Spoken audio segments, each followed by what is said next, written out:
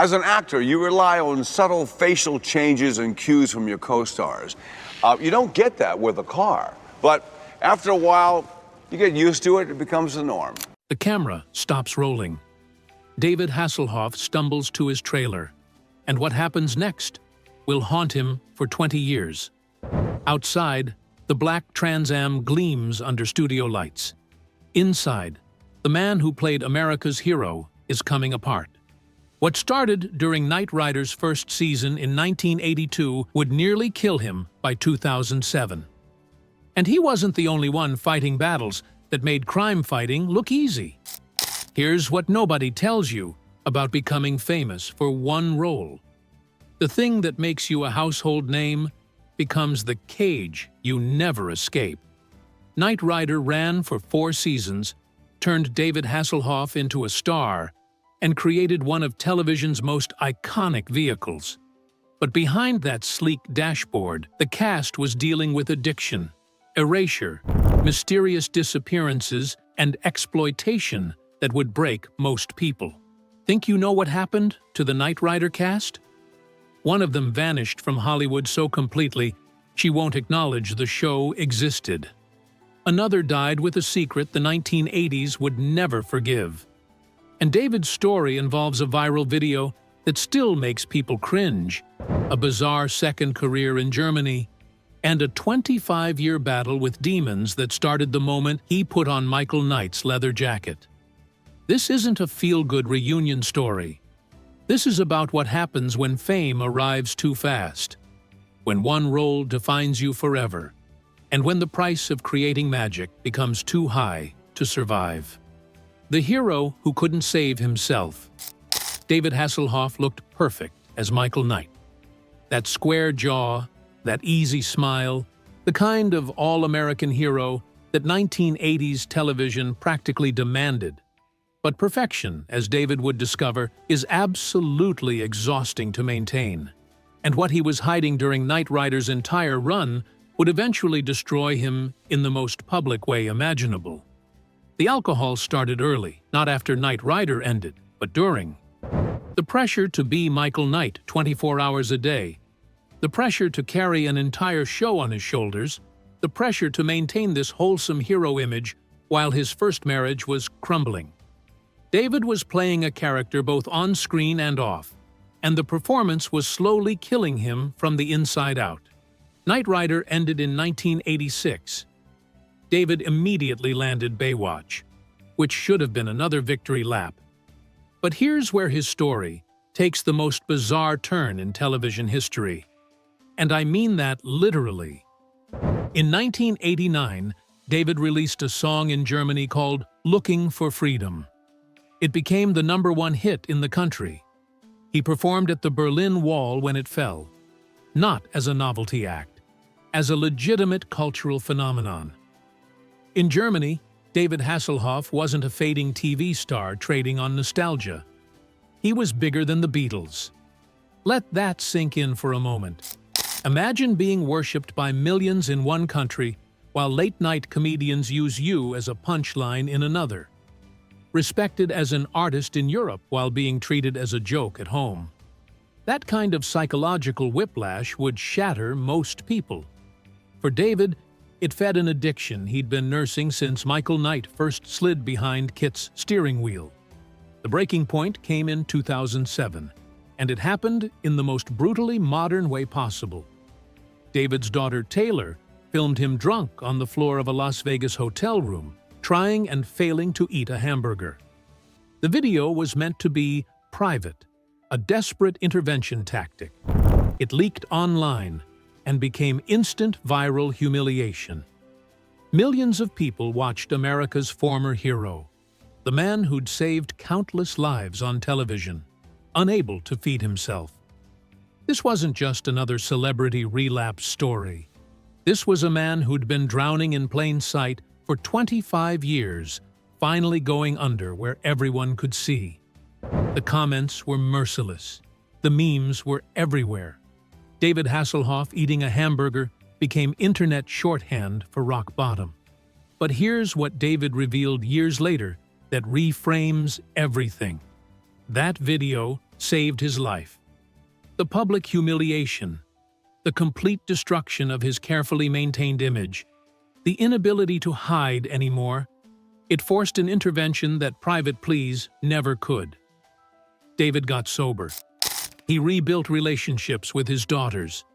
He somehow found peace with the walking contradiction his career had become. At 73, David Hasselhoff is still performing, still touring Europe, where they never stopped loving him. He's finally made peace with being Michael Knight forever, with being famous for a talking car and a slow-motion beach run. But his relationships with his Knight Rider co-stars during those dark years? That's a different story entirely. And what happened with some of them explains why certain cast members haven't spoken in decades. The ghost who played Devon Miles. Edward Mulhare brought something Knight Rider desperately needed: sophistication, class. As Devon Miles, the refined British mentor, Edward was the adult in the room, the voice of reason that balanced David's action hero energy perfectly. But Edward Mulhare was hiding something in plain sight, and 1980s Hollywood would have destroyed him if the truth came out. Edward never married, never had public relationships with women. He lived with his friend and business manager for over 30 years, in an arrangement that everyone in Hollywood understood, but absolutely nobody acknowledged.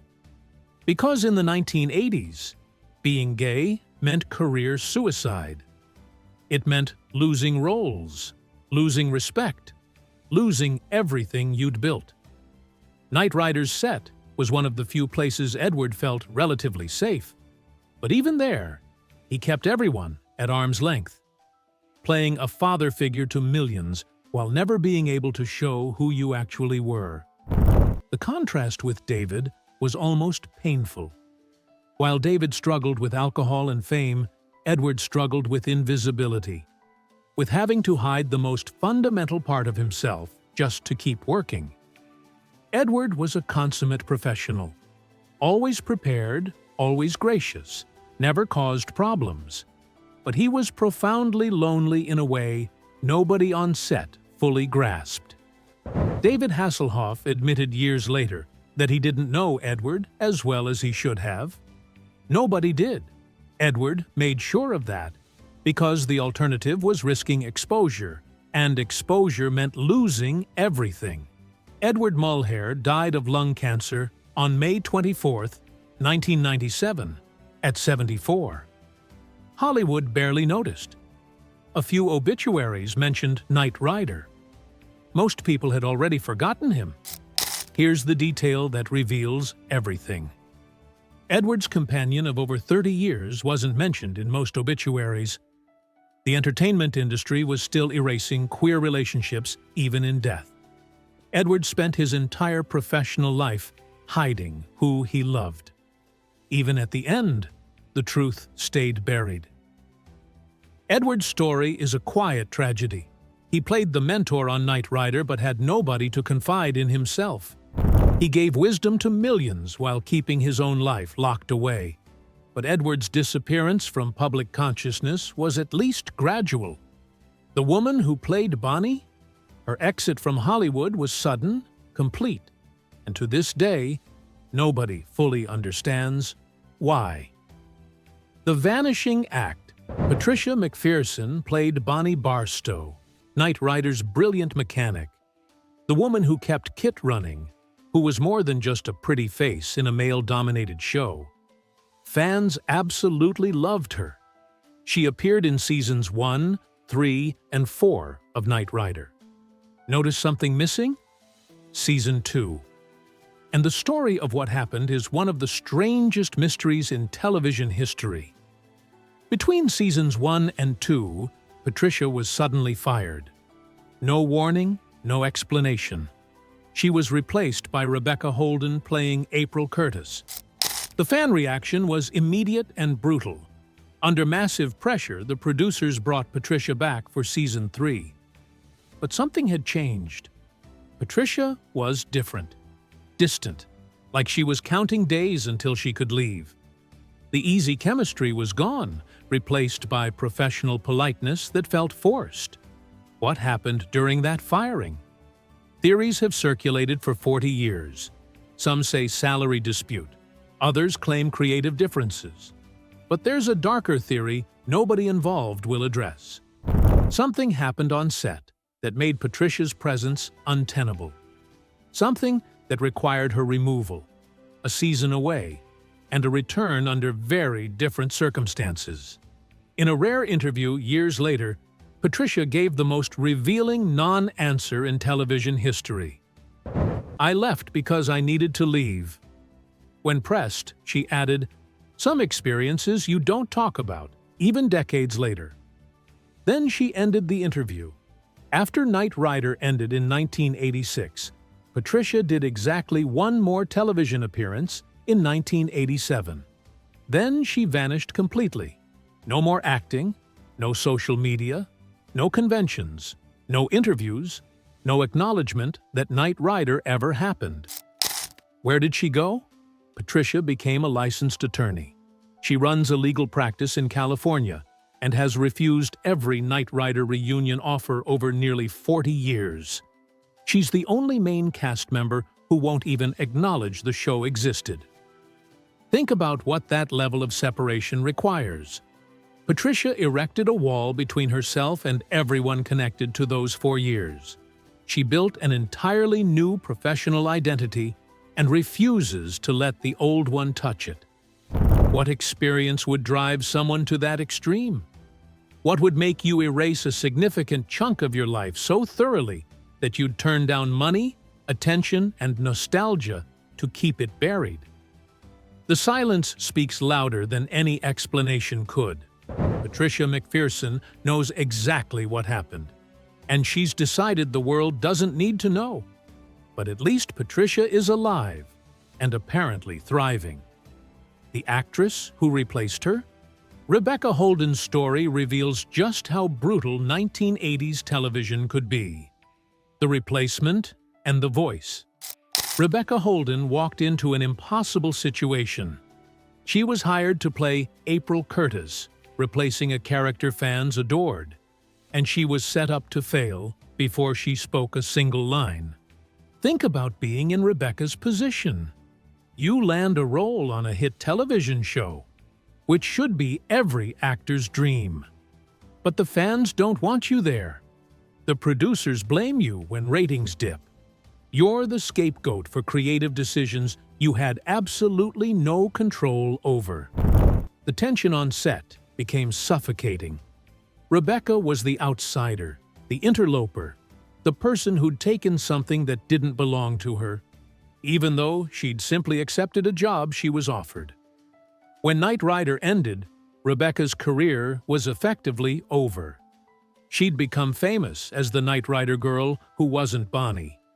That's not a launching pad. That's an anchor. Acting roles dried up. Rebecca turned to music with moderate success, but she never escaped that one-season shadow. In the 1990s, she sued the Knight Rider producers over residuals, claiming she'd been cheated. The show that destroyed her career had also stolen her money. Rebecca Holden still acts occasionally, still does conventions, and wrote a tell-all book about Hollywood sexism. She survived by refusing to be bitter, even though she had every right to be. She was used as a pawn in someone else's game and paid the price for decades. But here's a twist that makes Knight Rider even stranger. The most iconic part wasn't any actor. It was Kit's voice. And the man who provided it fought one of the weirdest battles in television history just to get his name in the credits. William Daniels was already respected when Knight Rider started. He was simultaneously starring in Saint Elsewhere, a critically acclaimed drama, where he'd win 2 Emmy Awards. But when NBC hired him to voice Kiat, they had a bizarre stipulation. They didn't want to credit him. The network's reasoning was laughably cynical. They wanted viewers to believe Kit was real artificial intelligence. Crediting an actor would break the illusion. So William Daniels provided the most iconic voice on television, and NBC refused to put his name on screen. William fought back. He demanded credit. NBC refused. So he went to the Screen Actors Guild, and the union forced the network's hand. It took an actual labor dispute for William to receive recognition for creating one of the most memorable characters in television history.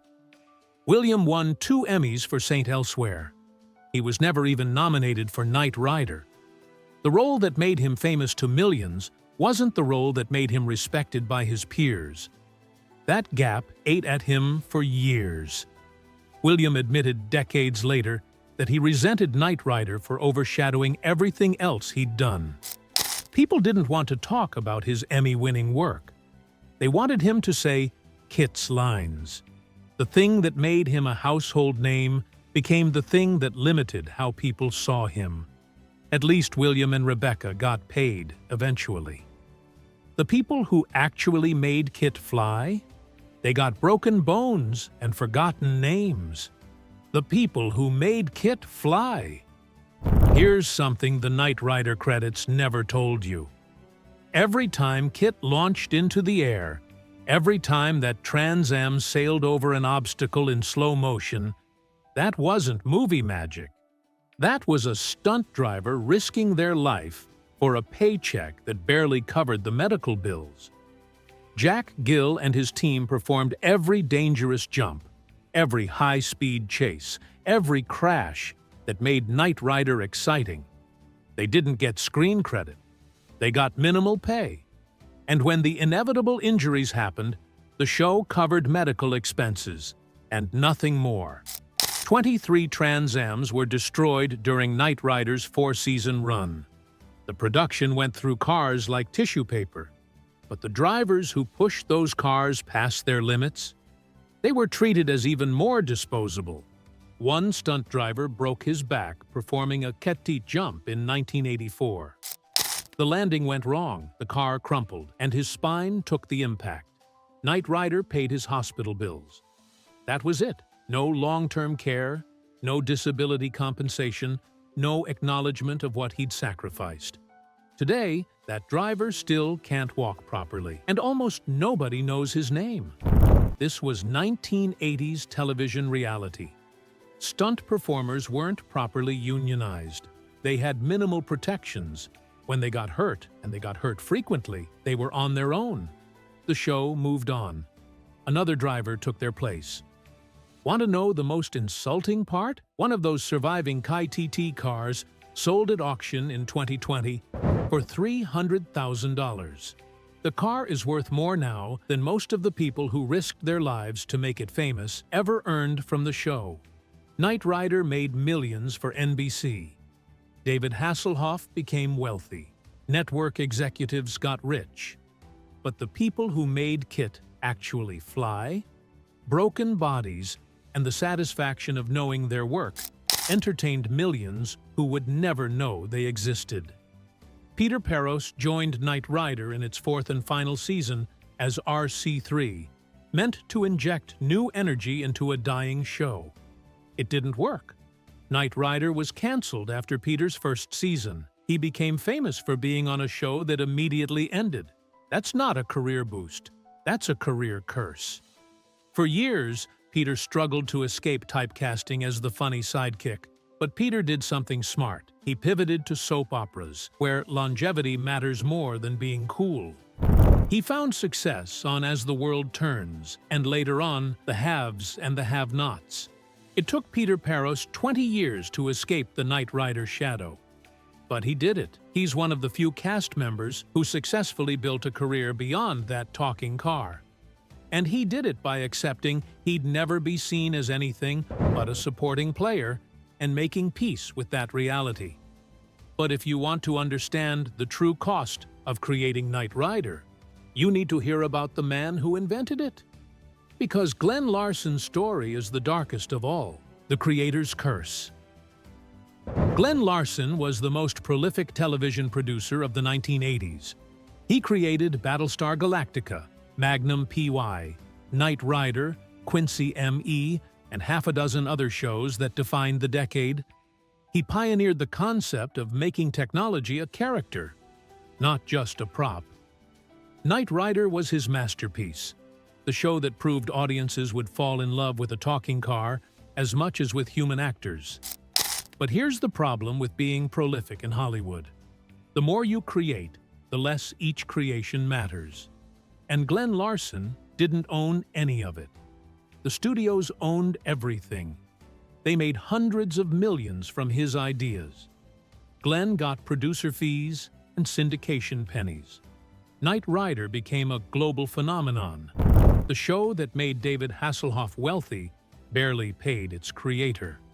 Glenn watched as networks, actors, and merchandisers got rich from his concept, while he moved on to the next project, chasing the next hit, never quite catching the success he'd already created. The plagiarism accusations didn't help. Battlestar Galactica was accused of copying Star Wars. Knight Rider got compared to the car. Critics started calling Glenn the borrower, claiming his formula was just taking existing concepts and adding a talking vehicle or computer. Some of it was fair criticism. Glenn did recycle ideas, but he also transformed them into something audiences actually wanted to watch. By the 1990s, networks stopped buying Glenn Larson shows. The television landscape had changed. He was too old-fashioned, too formulaic, too tied to an era that was over. Glenn Larson died in 2014, largely forgotten by an industry he'd helped build. Here's the final insult. Glenn's family revealed after his death that he was bitter about Knight Rider, the show that defined his career, that proved his instincts were right, had become the thing he resented most. Because David Hasselhoff made more money from Knight Rider than Glenn Larson ever did. The actor who complained about being typecast earned more from that typecasting than the man who created the role. Here's what Knight Rider actually taught us. Creating magic for other people has a price. Sometimes that price is addiction. Sometimes it's erasure. Sometimes it's a career that never recovers. Sometimes it's spending the rest of your life explaining that you're more than one role, while knowing nobody really believes you. The black Trans Am is still iconic. Kit's voice is still instantly recognizable. People still watch Knight Rider and feel that warm nostalgia for simpler times. But the people who made that magic? Most of them wish they could forget.